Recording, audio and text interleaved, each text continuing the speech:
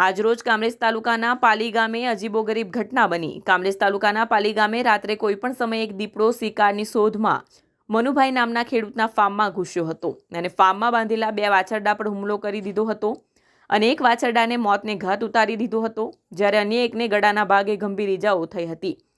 ત્યારબાદ એક વાછરડાને લઈ ખેતરમાં ખેંચી ગયો હતો અને ત્યારબાદ ખેતરમાં પાણી નિકાલ માટે નાખવામાં આવેલી પાઇપલાઇનના ભૂંગળામાં ઘૂસી ગયો હતો।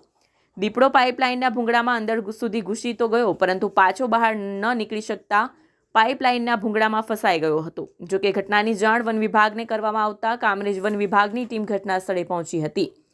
વન વિભાગની ટીમ ઘટના સ્થળે પહોંચી દીપડાને બચાવવા માટે રેસ્ક્યુની કામગીરી હાથ ધરી હતી। આશરે 50 ફૂટ લાંબી પાઇપલાઇનમાં માત્ર દીપડાની આંખો દેખાઈ રહી હતી અને અવાજ સંભળાઈ રહ્યો હતો। વન વિભાગ દ્વારા પાઇપલાઇનના એક તરફના મોઢા પાસે પિંજરું ગોઠવવામાં આવ્યું હતું, જ્યારે બીજી તરફથી દીપડાને પિંજરા તરફ મોકલવા માટે પ્રયાસ કરવામાં આવી રહ્યો હતો। સવારે 10 વાગ્યા સ્થળ ઉપર પહોંચેલી વન વિભાગની ટીમને સાંજ સુધી દીપડાને બહાર કાઢવામાં સફળતા મળી નહોતી। મારું નામ પરેશ હડિયા, ઇન્ચાર્જ ફોરેસ્ટર કામરેજ।